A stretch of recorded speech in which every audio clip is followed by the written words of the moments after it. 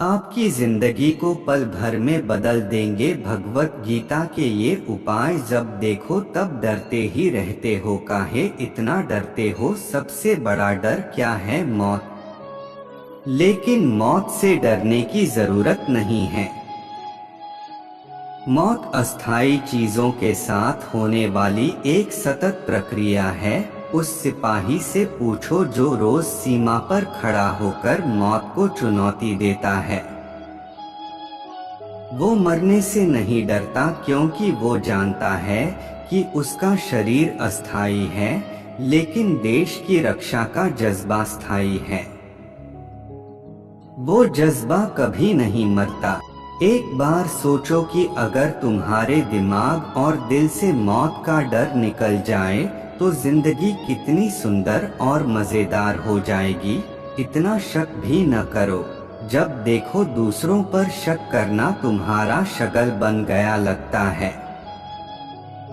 TV serial कम देखा करो और चीजों को दूसरे नजरिए से देखना सीखो। भगवत गीता में लिखा है कि अपने आप का आकलन करो और देखो कि तुम कितने बड़े शंकालु हो। सब पर शक करते हो, बेवजह शक करते हो, दोस्तों पर, दफ्तर के साथियों पर और यहाँ तक कि अपने परिजनों को भी शक की निगाह से देखते हो। इतना शक करना सही नहीं। ये विवाद और परेशानी का सबब है। जरूरी नहीं कि सारी दुनिया तुम्हारा बुरा करने पर तुली है। भगवान कृष्ण कहते हैं कि एक शंकालु व्यक्ति को इस दुनिया और दूसरी किसी दुनिया में शांति नहीं मिलती। एक बार शंका को मन से निकाल कर देखो। अपने दोस्तों पर खुले मन से विश्वास करके देखो। इस बात को सोचो कि तुम्हारे परिजन तुम्हारा भला चाहते हैं। विश्वास करोगे तो विश्वास पाओगे और शक करोगे तो फल वैसा ही मिलेगा, क्योंकि व्यक्ति जैसा लगातार सोच रहा होता है वैसा फलित होने लगता है। इच्छाओं का कोई अंत नहीं। आज छोकरी चाहिए, कल नौकरी चाहिए, परसों कार, जरा थम जाओ और सांस ले लो। फिल्म नहीं है जो 2.5 घंटे में सब कुछ मिल जाएगा। भगवत गीता में लिखा है कि सब कुछ एक साथ सोच लोगे तो फलित होने में लगने वाला समय तुम्हें बहुत परेशान कर देगा। हर चीज का समय होता है।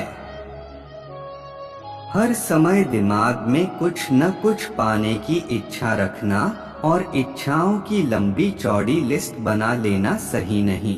कर्म करने के बाद जब तुम्हारे पास पैसा हो तो वो चीज खरीद लो जो तुम्हें जरूरत की लग रही हो, लेकिन सालों पहले से उस चीज को पाने की इच्छा बना लेने से मन में इच्छाओं की भीड़ लग जाती है। इससे मन अशांत होता है और सोचने विचारने की ताकत कम होती जाती है। फल की चिंता किए बिना काम करो। ये करूँगा तो वो मिलेगा, वो करूँगा तो ऐसा होगा, ये चिंता दूसरों पर छोड़ दो। कम से कम फल के पकने तक फल की चिंता मत करो। अगर तुम किसी काम के सफल और असफल होने की चिंता करते रहोगे तो काम कब करोगे? तुम नया काम करो बिना ये सोचे कि ये सफल होगा या नहीं। हम अपनी जिंदगी में कई बेमिसाल काम केवल इसलिए छोड़ देते हैं क्योंकि हमारे मन में उसके सफल होने की गारंटी नहीं होती। सोचो अगर स्टीव जॉब्स के मन में ये डर होता तो क्या वो कंप्यूटर के क्षेत्र में नए नए परीक्षण कर पाते? कभी नहीं। स्टीव ने कभी नहीं सोचा कि मैं फेल हो गया तो क्या होगा। तो तुम फेल होने से क्यों डरते हो? जितनी बार फेल होगे उतना ज्यादा अनुभव तुम्हारे पास एकत्र होगा। जो व्यक्ति जिंदगी में संभावित सफलता और असफलता से अप्रभावित रहता है वही कुछ नया करने का श्रेय ले पाता है। जिम्मेदारी से दूर मत भागो। ओ, इतना काम मैं नहीं कर पाऊंगा, इतनी जिम्मेदारी मैं कैसे उठा पाऊंगा। ये सोचना ही काम से दूर भागने की तरह है। काम से दूर मत भागो, जितना हो सके उतना तो करो ही। इस भौतिक संसार में हर व्यक्ति को अपनी जिम्मेदारी उठानी है। आज कोई तुम्हारा काम कर देगा, कल भी कर देगा, लेकिन तीसरे दिन तो तुम्हें खुद ही करना होगा। 2 दिन जिसने तुम्हारा काम किया, उसका फल उसे ही मिलेगा, तुम्हें नहीं। भगवान कृष्ण कहते हैं कि कर्म अपने ही हाथ से फलित होते हैं, इसलिए कर्म करो। अगर तुम ये सोचते हो कि काम करने से थक जाओगे या घट जाओगे, तो ये समझ लो कि काम न करने से तुम्हारा तन मन और धन सबको नुकसान होगा और आत्मा चैतन्य नहीं रहेगी। दुनिया एक दिन आगे निकल जाएगी और तुम मृतावस्था में पड़े रहोगे। क्या ये तुम्हें मंजूर है? स्वार्थ सेहत के लिए अच्छा नहीं। स्वार्थियों की वैसे भी दुनिया में कमी नहीं। तुम कुछ अलग करो तो नाम होगा। दूसरों की मदद करके देखो, सुख होगा और नाम भी। भगवत गीता कहती है कि मेरा फायदा, मेरा पैसा, मेरे अपने, यही सोचकर सब परेशान हुए जा रहे हैं। क्या तुम सांस भी सोच कर लेते हो? अगर आत्मा स्वार्थी हो जाए तो वो तुम्हारा शरीर छोड़कर किसी दूसरे और अच्छे शरीर में समा जाएगी। इसलिए स्वार्थ छोड़ो और मन को बड़ा करके देखो। दूसरों की मदद करके देखो, तुम्हारी आत्मा सुखी होगी और सुखी आत्मा से बढ़कर संसार में कुछ नहीं। तुम आज किसी की मदद करके भूल सकते हो, लेकिन तुम्हारी मदद पाने वाला तुम्हें कभी नहीं भूलेगा। वो हमेशा तुम्हारे लिए ऋणी रहेगा। यही तो संसार का नियम है। दोस्ती के नाम पर अच्छे काम करो। जरूरतमंदों की मदद करने के बाद एक अजीब सा सुख महसूस तो किया होगा तुमने। बात बात पर रोना छोड़ो।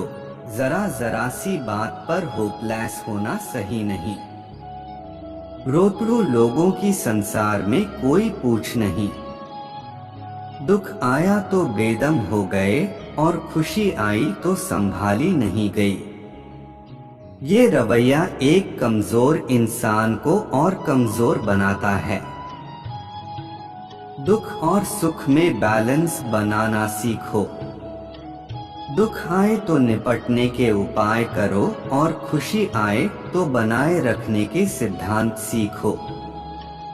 जो व्यक्ति सुख और दुख को समान रूप से लेता है, वो इन दोनों के साथ न्याय करता है।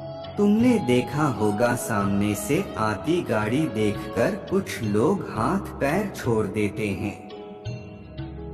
वो बचने के उपाय खोजने की बजाय गाड़ी के सामने खड़े रहते हैं। उन्हें बचाने के लिए भगवान नहीं आएगा। भगवान ने दिमाग दिया है, जिसे इस्तेमाल करके खुद बचना होगा। इसलिए हर परिस्थिति में धैर्य रखो। इतना गुस्सा न करो। आप हर बात पर गुस्सा करते हो। आपका तर्क है कि दूसरों की गलती पर गुस्सा करते हो, लेकिन गुस्सा अपने आप में एक गलती है। आप रोज रोज वही गलती दोहरा रहे हो। भगवान कृष्ण कहते हैं कि क्रोध से व्यक्ति की तर्क करने की क्षमता खत्म हो जाती है। वो अच्छे बुरे की पहचान खो बैठता है। अगर आपके साथ भी ऐसा कुछ हो रहा है तो ये गुस्सा ही असली वजह है। अगर कहीं मनमुटाव है तो शांत मन से सोचो, हर समस्या का हल निकलेगा। किसी की गलती पर एकाएक बौरा उठने की बजाय कुछ पल शांत रहो और सोचो कि तुम उसकी जगह होते तो क्या करते। दरअसल क्रोध आपको असफलता और विनाश के मुहाने पर खड़ा कर देता है और ऐसी परिस्थितियां बनाता है कि आप खुद ही छलांग लगा लो। छोटे कदम से बड़ी सफलता नहीं मिलती। जिस तरह शॉर्टकट घातक होते हैं, उसी तरह छोटे और गलत रास्ते हमेशा असफलता की गली में मुड़ जाते हैं। दूरी लंबी सही, लेकिन रास्ता सही होना चाहिए। अगर तुम जल्दी सफलता पाना चाहते हो, तो ध्यान रखो कि वो सफलता स्थायी नहीं होगी। हर शॉर्टकट टेम्परेरी होता है, इसलिए सधे हुए ढंग से काम करो। किसी भी काम से टालमटोल मत करो। अगर तुमसे ज्यादा अनुभवी कोई सलाह देता है, तो उसे सूत्र वाक्य की तरह उपयोग करो। जिस तरह चोरी का माल मोरी नाली में जाता है, उसी प्रकार बेमन से किया गया काम भी नाली में जाता है। काम को मन से करो और जितने समय में होता है, उतने समय में करो, सफलता जरूर मिलेगी।